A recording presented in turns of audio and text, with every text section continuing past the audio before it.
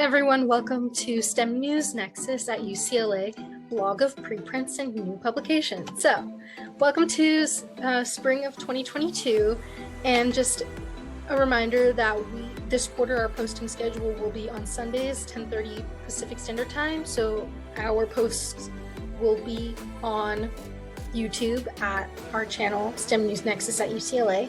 You can also find updates on other things on our Instagram, which is at STEM News Nexus. Make sure to subscribe to our channel and our newsletter, and all of the links are posted on our link tree at linktr.ee/STEM News Nexus for your convenience. So let's get started with some Steins. Hi all.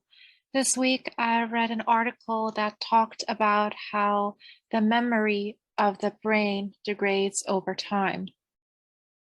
This is the name of the article if you would like to do some further reading. So this study used a technique called IEEG on pediatric patients to examine how brain development supports memory development.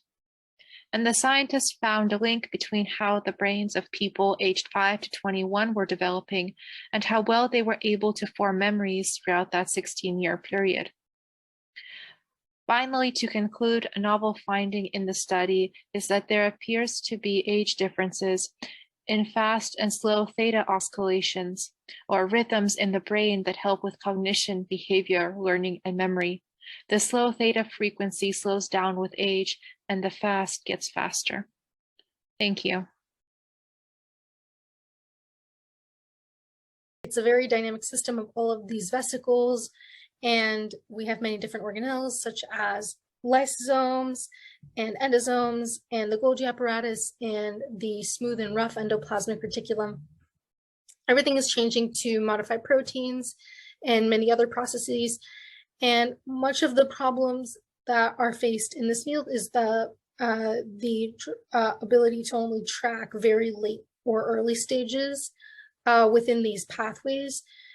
So these researchers in this preprint called Early Endosome capture proteomics and its application to amyloid precursor protein intramembrane processing and biosecretases, posted by Park et al. On bioRxiv. The most recent post that we're referring to was posted on March 31st of 2022. So they said that lysosome immunoprecipitation, or Lyso-IP, is the main technique used to catch early and late stages of the endocytic pathway for example, like endocytosis. So they can only get those early and late stages. But they discovered a selective expression of those intermediate vesicles of this protein called EEA1, or an early endosome protein. And so they're thinking that they could possibly immunoprecipitate it.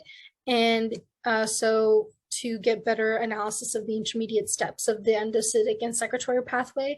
They also know that Alzheimer's is linked to this amyloid precursor protein that is processed through the endomembrane system.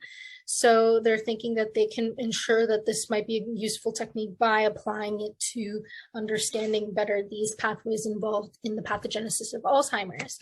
So one of the study tests that they did is they expressed flag EEA1 in a bunch of different vesicles, and they were able to immunoprecipitate it. And then they blotted for RAB-B5, which literature has shown to be a marker for those intermediate endosomes. And they were able to demonstrate that they were associated with each other, or vice versa. To a certain degree, it was not 100%. But they also saw that there was no change in abundance with overexpression of flag EEA1 in the cells. Then they used tandem mesh tagging to quantify the proteins of endosomes and distinguish them from lysosomes. And then they decided to then use Lyso-IP, Endo-IP, and proteomics to track the ontogeny of alpha and beta peptides from the amyloid precursor protein. And they identified the proteome, or the proteome of these middle stage endosomes, and they also saw some of the specific cleavage modulators of gamma secretase that they were able to quantify in early endosomes. So they conclude that Endo-IP might be a good method for advancing our understandings of cellular biology in the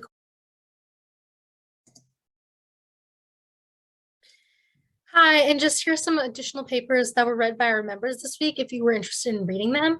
So this one entitled Preserve Stem Cell Content in Innervation Profile of Elderly Human Skeletal Muscle with Lifelong Recreational Exercise by these authors, published in the Journal of Physiology on February 26th of 2022. Noticed that they wanted to bridge the gap in understanding how exercise may affect aging of muscle tissue in the general population as opposed to athletes. So they noticed that the aging of non-athletic males who exercise is reduced compared to sedentary people, but they studied less than 100 males, and no females or transgenders were mentioned in the study. But if you're interested in looking at these particular biomarkers and a deeper dive, then here's the publication. Also, there's also this publication right here that's just discussing how people who have been infected with COVID before or have been vaccinated twice with or have had like a second booster shot are safe or have a very low risk of having a really severe infection and hospitalization from the new COVID variants. So yes, okay, thanks. Thank you for watching, and make sure to come back next week at 10:30 p.m. Pacific Standard Time and to subscribe to our content that is posted on linktr.ee/STEMnewsNexus, one word. Okay,